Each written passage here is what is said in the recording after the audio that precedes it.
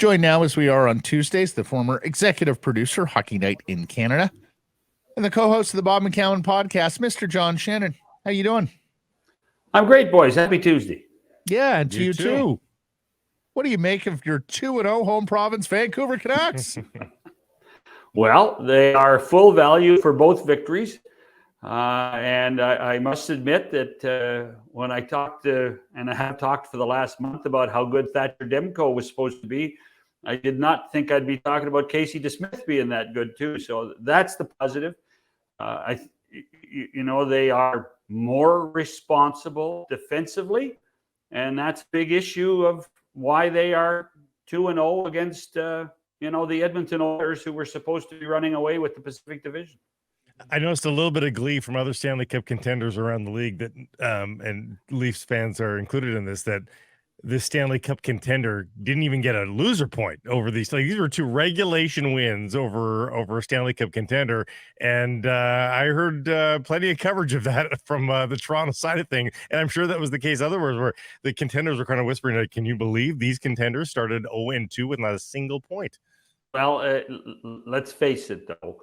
When Austin Matthews gets 6 goals in 2 games, you're the cock of the walk, and so is your hockey club until they meet the upstart Chicago Blackhawks. So, that's right. That's right. Now everything in Toronto is back to normal, and they're in panic mode, and they can't play defense. And I mean, they could stop everybody. They could stop Bedard, but they couldn't stop other guys. So that tells you, and I don't have to tell both of you guys, that tells you how the first week of the National Hockey League season goes.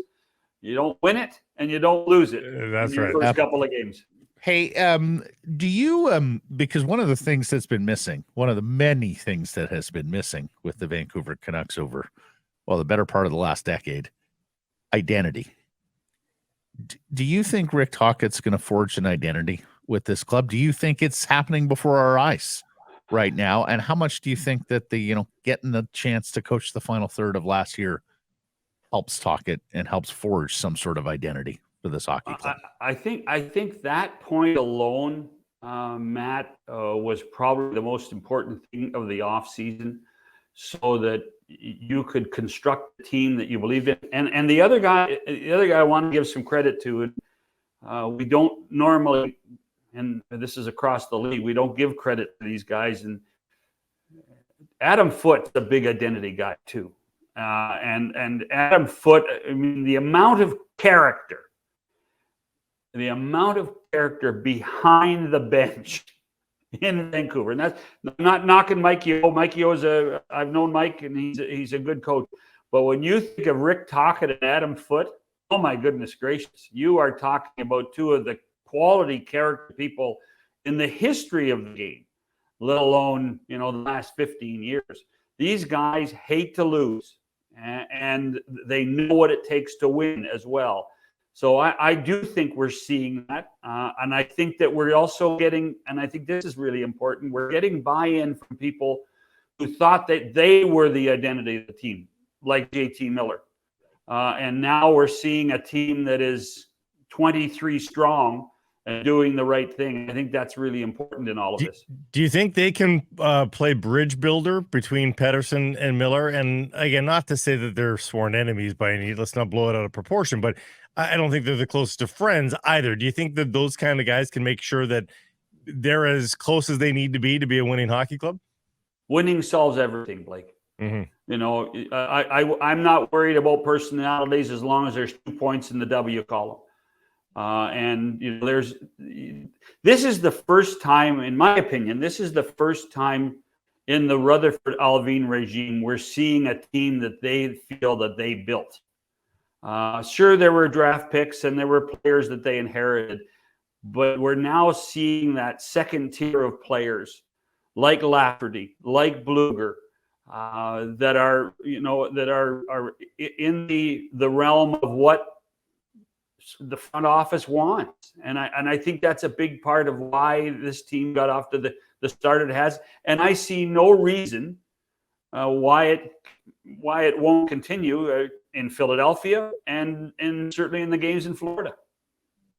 Are Cup contenders built on the perimeter? Like, if you've got your requisite amount of stars, does it matter who those stars are as opposed to how you surround them, or does the actual star matter, do you think? Oh, I think there's a mix. I think that if you look at the great teams, usually when we get down to the brass tacks of March and playoffs, what we're going to see is we're going to see superstars offset superstars, and then it's that second or third tier player. You know, when we look back in recent history of Stanley Cup champions, remember what Tampa had with that third line, with Gaudreau and with Coleman. I mean, that's what really changed the whole chemistry, and that's why a guy like Lafferty and a guy like Bluger are so important to this hockey club. And that's why, you know, the improving the defense is so important, other than trying to surround Quinn Hughes with some support. They've been struggling with the cap for a long period of time, but they're finally, I think, feeling that they're at a point where they're getting the personality of this hockey club where they want it. And part of that personality goes back to making sure you have the coach that fits that personality as well. I think you hit it there in terms of the bottom six, John. Like 4 of the bottom 6 guys have points right now. 2 of them have more than 1 point. So they're getting contributions from the bottom part of the lineup, which hasn't been a thing for the Vancouver Canucks. They're getting points from the defense, John, which hasn't been a thing outside of Quinn Hughes. The other thing, Matty, I would say is that those bottom 6 players, and I'm not saying the top 6 don't, but the bottom 6 guys are going to help you defensively as well. They're going to play a bigger role in their own zone, which, is, you guys know, has been a major problem for this hockey club for the last 5 years. Oh yeah, let alone the last 2. And the penalty kill is still down around 73%. It hasn't been that great. Now you have played the best power play's pretty good. Like, the power play's pretty good. You have played the best power play in the league, and of course, you haven't seen Bluger, Mikheyev, or Soucy yet, who all were supposed to be mainstays on your penalty kill.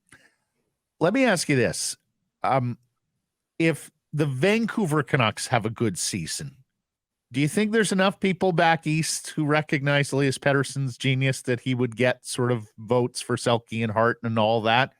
Do you think it's been a problem with the Vancouver Canucks competitiveness that Elias Peterson maybe hasn't had the sort of league-wide shine that many people out here believe? He's looked pretty hardy in these first 2 games. I mean, it was just complete performances.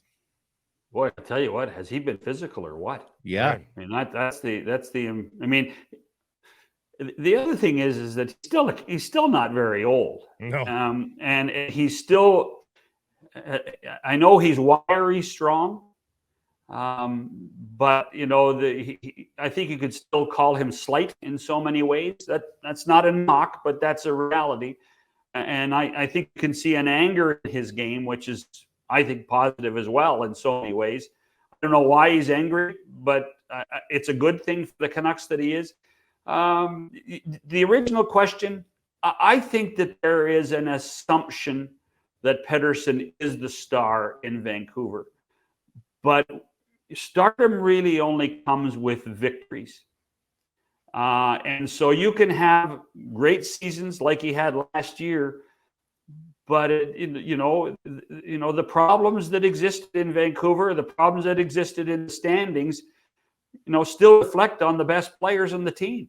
So the answer is yes, there will be a lot more appreciation for Pettersson as the team continues. Now, if they falter and end up 3-6 or 4-5, then there isn't going to be the respect. This is still first and foremost a team game, and he will get the attention when the team is playing well. And I think that's one of the reasons why after his rookie year, where we all fell in love with him, and we all fell in love with him in his rookie year, I think that there's people have not taken him for granted, but not paid any attention to him because the team hasn't performed. Yeah. No, and fair enough. It's easy to discard teams that toil right around the bottom of the league standings, which effectively the Vancouver Canucks have before late season surges, Blake. We're very familiar with that big March run when you're already eliminated. By the way, dude, for the tail of the tape, Elias Peterson was initially listed, I think, at 160, and then was at 176. One his elite prospects has got him at 185 this Really? year. So Okay. he's starting to grow a little bit. Well, by the way, I was born at 160, so it's. He's still in his elementary school shape, John Shannon. That's right. You saw Bedard last night through your town. We have remarked on the schedule that the Chicago Blackhawks have played here. Wow, opening night against Sydney, then Boston, then Toronto. He's hitting all the major media markets, John. He's on the Pat McAfee show on ESPN. What have you made of him as a player, and what do you make of the sort of promotional machine that's behind Connor Bedard? Because there have been some nice early season wins here for the NHL metric-wise around Bedard. Well, and wins for the Blackhawks too. I did not expect them to be 2-2 after 4 games. To be honest, I thought they would be 1-3. I thought the only game they would win would be in Montreal, and they didn't win that game. Connor Bedard has over-delivered for the National Hockey League, in my opinion. His play on the ice has reflected something that we all thought was going to be that. We're averaging 5 shots on goal per the first 3 games before last night, not getting any points last night, but still being prolific. But the fact that he's done everything. They have 2 days off now before their game in Colorado on Thursday night. I hope he gets some sleep. I hope he gets some downtime. I love what Taylor Hall said yesterday, saying, we have to give this guy some space now. I suspect that will occur after the home opener on Saturday night in Chicago against Vegas, of all teams. So it's not as if it's slowing down for Bedard, but he has handled it with such aplomb. He has been a model citizen, no complaining, done all the interviews. And anybody who complains that he wasn't available for a morning or an afternoon can go shove it, because he has become, in a very quick time, one of the top ambassadors for the National Hockey League. And Absolutely. he deserves credit. He deserves a ton of credit for it, and deserves acknowledgement for it. And he just turned 18. That, to me, that's the differentiating factor. Like, wow. I don't think there's any question a superstar rookie in the NBA gets far more asked of him. A superstar in the NFL, far more asked of him. But they're generally older. In the NBA, they're at least 19. In the NFL, they're generally 20 to 21 by the time they get this sort of treatment. So, it's not the same as being a star in those other sports, but he just turned 18. So I don't know that you can get much younger, and that's a lot to heap on a kid that age. No, and he's been under the microscope since he's been about 14, if not before. Yeah. And has tried to take the best aspects of all the others before him, whether it be Sidney Crosby, whether it be Austin Matthews, or whether it be Connor McDavid. And what we're seeing really in so many ways is we're seeing Connor Bedard. We're not seeing an imitation of a player. We're seeing the real deal in Bedard, the way he handles the media and the amount of access that people and the Blackhawks have given to him. It truly is amazing. Lastly, John, we do a errors and omissions segment on this show, and Grady Sass wants to put me on it because we failed to acknowledge your first career hole-in-one last week. So congratulations, sir, that's right, for joining the club. You didn't get to that. Oh, by the way, a hole-in-one is kind of like New Year's Eve, because at midnight when the ball drops at 12:01, there's nothing left. Mm-hmm. Yeah. And when you get the hole-in-one, first of all, when you get the hole-in-one, there's no sound. Mm-hmm. Like, you don't hear a clank.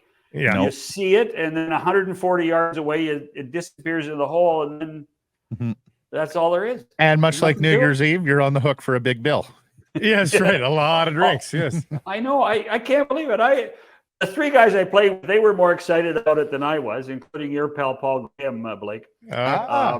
So we did have fun, but yes, at the end of the night, the bill came to my table. Yeah, believe that's how it works. It's the damnedest thing. That is the stupidest rule I've ever heard. No, you should be so euphoric that you don't mind paying whatever bill comes to your Yeah, table. the You're burden- still you're still riding the high of the ace. And you relieve the burden of not Absolutely. having to have had one, right? Plus, one of Well, the I reasons guess it's I was- there is because Based on the price, I was doubling you for it. So.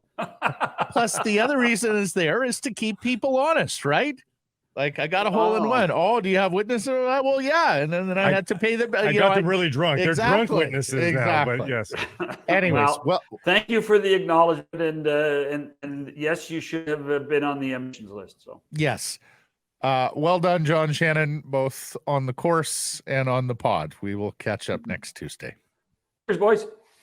This Sekeres and Price clip brought to you by Applewood Auto Group. And remember, It's all good at Applewood.